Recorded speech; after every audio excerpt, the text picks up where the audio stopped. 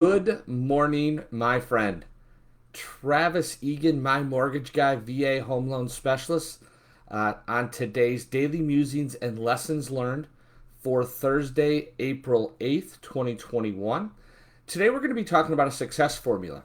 Uh, I've probably heard this before. You may have heard this before, but it struck me so differently this time, and I'd love to hear your thoughts. What do they say? When the student is ready, the teacher will come, right? Is that how that saying goes?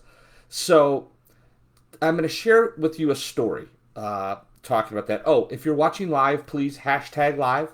If you're watching on replay, please hashtag replay. I'd really appreciate that. It helps with my analytics. So the story goes like this. Young man, Midwestern town, was going to school, was a mediocre student at best. A mediocre might be a bit of an overstatement. He was on his path to failing out of high school. Promised his mother that he would take the SAT, which was the test given at that time. So he took the SAT. I think it's the ACT now, but back then it was the SAT to get into college. You had to take it or you couldn't get into college. Like I said, he probably wasn't going to graduate high school. He had very low expectations of himself. So he went in and took the test. A few weeks later, the test comes back. And if you've taken that test, you know sometimes it takes a little bit for you to get the test results.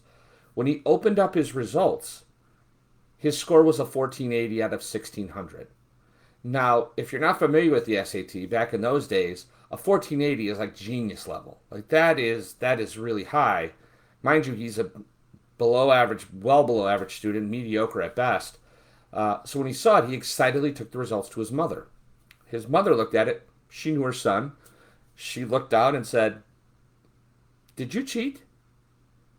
And he excitedly said, "No, Mom, you can't. These things are randomized tests. They're on Scantrons. It doesn't allow for that."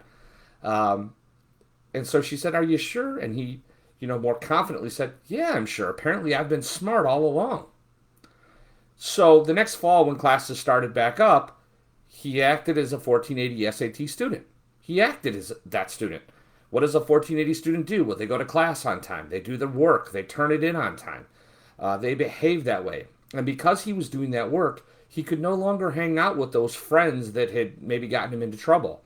Um, the teacher started to notice, hey, this kid is turning his work in and is really smart. And they started to treat him differently. He went on to graduate with honors, went to a community college, eventually got into an Ivy League school and graduated with honors from that school. Then went on and became a super successful uh, business professional in his chosen field. I'm not going to share the field because he may or may not want that shared. About 12 years after his success, so now he's the CEO of a major corporation in New York, he gets a letter from the Princeton Review. They periodically do audits of their findings. And as Paul Harvey would say, here's the rest of the story. So he gets a letter in the mail from the Princeton Review, and the Princeton Review says he was one of 13 students that year that he took the test that were accidentally given the wrong score. His actual score was a 720, not a 1480. Now, in the interview I saw with him, he said, "People think my life changed when I got that 1480 score." That's not true. He said his life changed when he started to act as if he was a 1480 person. When he believed and acted as if he was a genius, a smart student, a student that did their work. That's the success. It's right there. It's the acting before the success.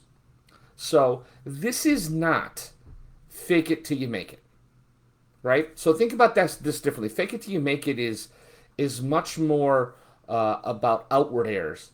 This is the exact opposite. This is inward. How would you behave if you were if you were the most successful industry leader in your chosen endeavor? If you were the best spouse or partner to your significant other, how would you behave? What does that behavior look like? How would you greet that person? How would you thank that person? What gratitude would you show? How would you behave? How would you act? How would you think? How would you prepare? to be that person and do that. Think about it. If you lead a team, how would you lead your team differently if you were the most successful team leader in your chosen endeavor? So that's the formula. It's really as simple as behavior precedes success. Act as if. Don't fake it till you make it. That's not what I'm talking about. What I'm talking about is look internally, prepare as if you're already the greatest team leader, the greatest parent, the greatest spouse. Do that work on the front end. Thank you for watching Daily Musings and Lessons Learned. My name is Travis Egan, my mortgage guy, VA home loan specialist. I do have an ask. I ask every day. I would love to help you, your friends, your family, your coworkers. If they're looking to buy, sell, or refinance a home, I would love an introduction to them. I would be honored. So please, my contact information is around here somewhere. Please reach out to me and we can discuss how you could best introduce me to them. Thank you so much for watching Daily Musings and Lessons Learned. I will see you tomorrow. Have a great day.